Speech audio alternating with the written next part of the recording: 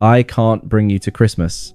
My ex is coming and it'll be awkward. She told me after I bought her family thoughtful gifts, so I left and never looked back. Hey viewers, before we move on to the video, please make sure to subscribe to the channel and hit the like button if you want to see more stories like this. Thanks. I've been putting this off for months, but I need to get this out. What happened last Christmas still feels surreal. But I guess that's what happens when someone you love decides to detonate your life 3 days before the holidays. Amelia and I had been together for 2 years. Not the longest relationship, but long enough that we'd started talking about real things, moving in together, meeting extended family, building something that mattered. She was the first woman I'd ever felt completely comfortable planning a future with. I'm not someone who falls easily, but when I do, you go all in. Last November, I started planning what I thought would be our first real Christmas together as a serious couple. I'm talking about the kind of Christmas where you actually coordinate schedules, buy thoughtful gifts, and make an effort to blend your traditions. Maybe that sounds boring to some people, but I grew up in a family where holidays mattered, where someone actually thought about what would make other people happy. I spent weeks finding the perfect gifts for her mum. I tracked down this vintage tea set she'd mentioned exactly once during Thanksgiving dinner, some pattern her grandmother used to collect for her dad. I found a first edition of a book he'd referenced in passing for Amelia. I'd saved up for months to buy her this art supplies kit she'd been eyeing, but would never buy for herself. The kind of gift that said, I pay attention to what matters to you. The reservations were made, the schedule was coordinated, and I was genuinely excited. This was going to be our Christmas, the first of many. I found that vintage tea set your mum mentioned at Thanksgiving. I told Amelia one evening in early December, showing her the carefully wrapped box, the one from the antique shop she used to visit with her grandmother. She barely looked up from her phone. Oh yeah, that's nice. I set the box down, watching her thumbs move across her screen. Is everything okay? You seem distant lately. I'm just stressed about the holidays. She said, not meeting my eyes. It's a lot of pressure. You know, I should have pushed harder. Should have asked why someone who'd been excited about Christmas plans a week earlier was suddenly treating them like a burden. But I trusted her. I trusted us. Looking back, the signs were obvious. The way she'd started checking her phone constantly, the vague responses when I asked about her day, the sudden mentions of Lucas, an old friend from college who's back in town, became more frequent. As December wore on, Lucas always said I was too good for small town life. She mentioned one night while we were watching a movie, he thinks I should take more risks. She said another time when I asked if she wanted to confirm our dinner reservations, I didn't think much of it. People reconnect with old friends. It's normal. What I didn't realize was that she was already comparing me to him, and I was losing a competition I didn't even know I was in. December 22, 3 days before Christmas. I was in my living room wrapping the last of the gifts when she walked in with that look on her face. The one that means someone's about to say something that changes everything. Oliver, we need to talk.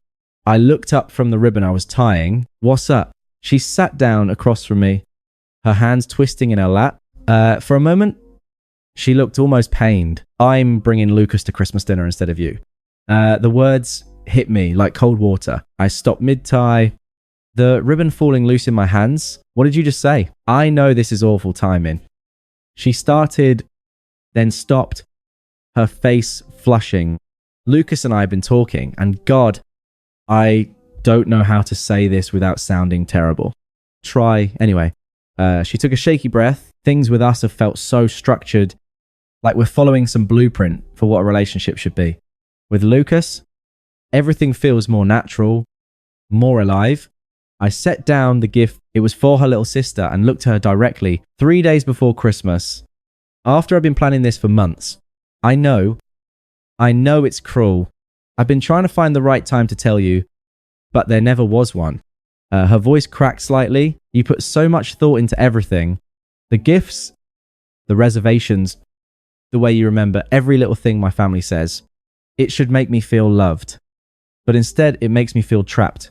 Trapped. I repeated, by someone caring about you, by someone planning out every moment of our future, before I've even decided what I want it to look like. She was crying. Now, but pushing through it, Lucas doesn't do that. He lives in the moment. It makes me feel like I can breathe. I stared at her, trying to process what I was hearing. So, what about the gifts? The reservations, your family. Expecting me, I'll handle my family. And honestly, she wiped her eyes. Maybe this is for the best. We want different things. Oliver, I need someone who doesn't have our entire life mapped out. That's when it hit me. She wasn't just leaving me for someone else. She was rejecting the very foundation of who I was. The care I'd put into making our Christmas special wasn't romantic. It was suffocating. The attention I'd paid to her family wasn't thoughtful. It was controlling. I could have argued. I could have pointed out that she'd seemed happy about all the planning until Lucas appeared. Could have asked her to at least wait until after Christmas. Could have begged her to reconsider. Instead, I stood up and walked to the pile of wrapped gifts I'd been organising by family member. "What are you doing?" she asked. Finishing what I started, I picked up the gifts I'd bought for her family and gathered them into a neat pile. "Give these to your family." I put a lot of thought into them. She stared at the gifts but didn't take them. "Oliver, you don't have to..." "Yes, I do. I set them on the coffee table between us. Your family deserves to have Christmas gifts, even if I won't be there to give them myself." She looked at me helplessly. "You're making this harder than it needs to be." I'm making it exactly as hard as it needs to be." I walked to the closet and pulled out the overnight bag she kept at my place. "You should probably take your things. Can't we at least talk about this more as friends?" I handed her the bag. "You've made your choice." "Amelia, I'm not going to argue with you about it." She started crying harder, then not the kind of tears that come from genuine remorse, but the frustrated tears of someone who isn't getting the reaction they expected. "This isn't how I wanted this to happen, but it is how it happened. 3 days before Christmas, after months of planning, after I've already told my own family I'd be spending Christmas with yours, I walked to the door and opened it. I hope he's worth it. What am I supposed to tell my family? Tell them the truth. That you found someone who makes you feel more alive than I do?" She gathered her things and gifts. A mascara streaking, "I do care about you. Oliver, I hope you know that I know you care about me the same way you care about those gifts." When it's convenient, after she left, I sat alone in my living room, surrounded by wrapping paper and ribbon. The silence was deafening, but I didn't fall apart. I didn't call her back or text her, begging for another chance. I didn't spend the evening drinking or wallowing in self-pity. Instead, I ordered Chinese food and spent the evening thinking about what I actually wanted from life. Christmas morning, I woke up early, anyway, made coffee, went for a long walk through the quiet streets, and called my parents. They were disappointed, but not surprised. They'd met Amelia and had their own reservations. So, my dad said, "Someone who would do that to you 3 days before Christmas isn't someone you want to spend Christmas with anyway." My phone buzzed throughout the day. My mum keeps asking where you are. I don't know what to tell her. Lucas is trying, but he doesn't understand our family traditions. The tea set made my mum cry. She said it was the most thoughtful gift she'd ever received. I think I made a mistake. Can we please talk? I read each message, typed responses, deleted them, and put my phone away. She'd made her choice. I wasn't going to help her feel better about it. The week after Christmas, I focused on rebuilding. I updated my resume, reconnected with old friends, and started making plans for myself. Real plans, not the kind I'd made with Amelia, but personal goals that excited me. My phone rang on January 2nd. "Oliver."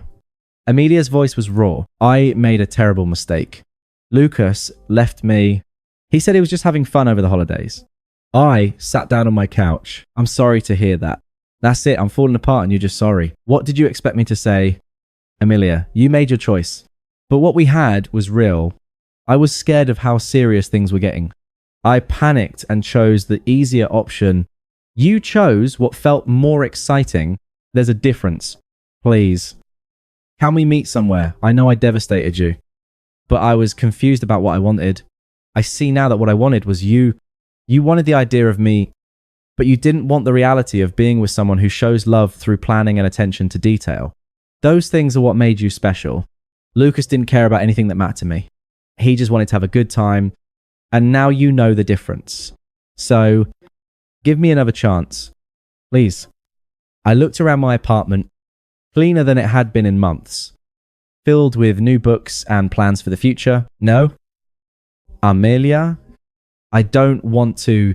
The calls continued for weeks, each one more desperate than the last. Her friends started reaching out to telling me I was being too harsh, that everyone makes mistakes. By spring, the calls had stopped. I heard she'd moved back with her parents, that she was struggling, that she'd started therapy. I genuinely hoped she found what she needed. I threw myself into the life I was building. Photography classes led to weekend trips. A gym membership led to a hiking group and new friends. I got promoted at work and started considering a ring I'd seen in the jewelry store window. Not for anyone specific, just as a reminder that someday I'd find someone who wanted the same future I did. That's when I met Sarah. Sarah was different from Amelia in every way that mattered. She was thoughtful, where Amelia was impulsive.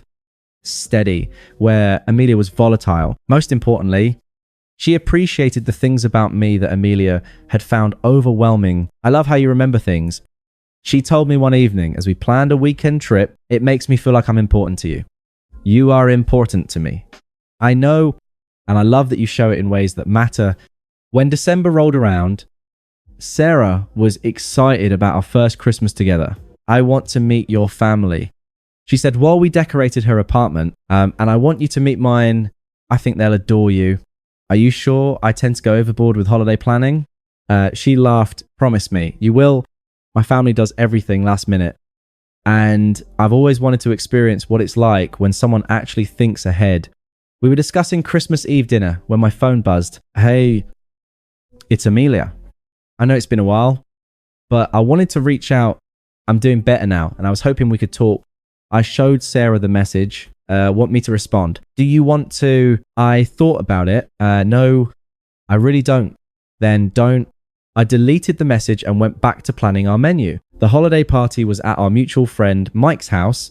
Sarah and I walked in together, and I felt that comfortable confidence that comes from being with someone who genuinely wants to be with you. That's when I saw her. Amelia was by the punch bowl, looking smaller than I remembered. She was alone, checking her phone with the desperate frequency of someone hoping for rescue.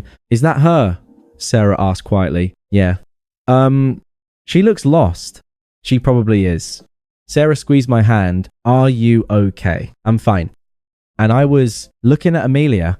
I felt only distant sympathy. I was talking to Mike when I felt someone approach. "Oliver." I turned. Amelia stood there holding a drink. Her smile strained. "I didn't know you'd be here. You look really good." "Hi."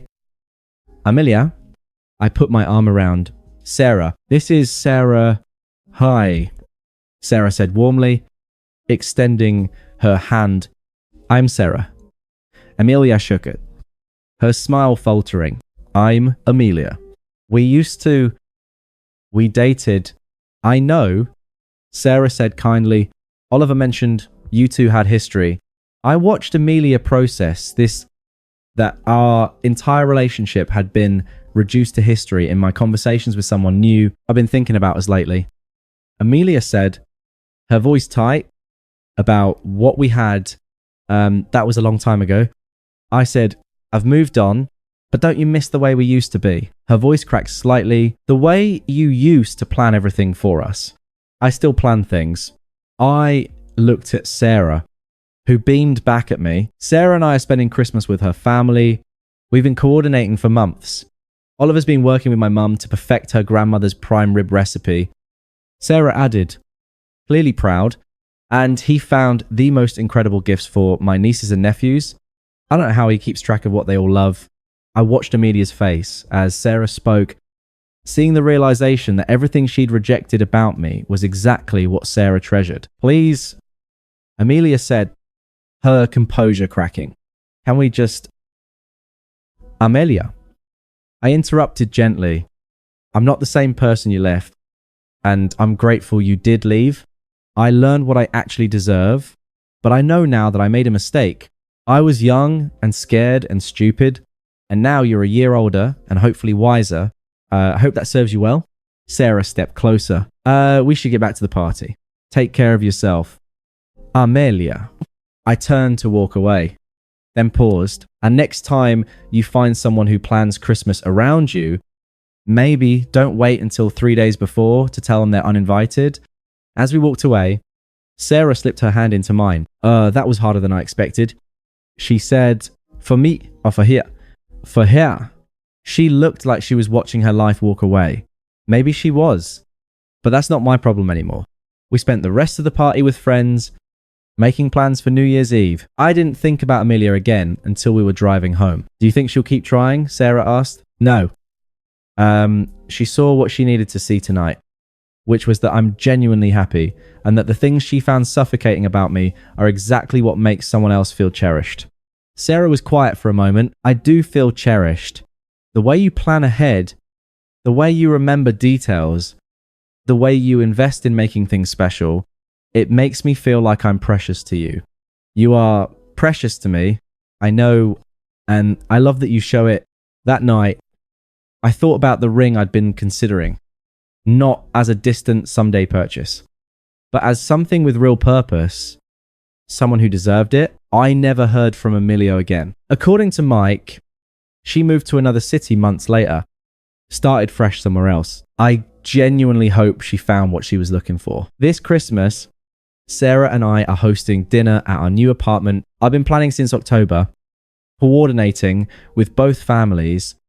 And yes, I've already wrapped most of the gifts. Sarah thinks it's wonderful. I love watching you create these experiences. She told me last week, you don't just plan events, you build memories. She's right.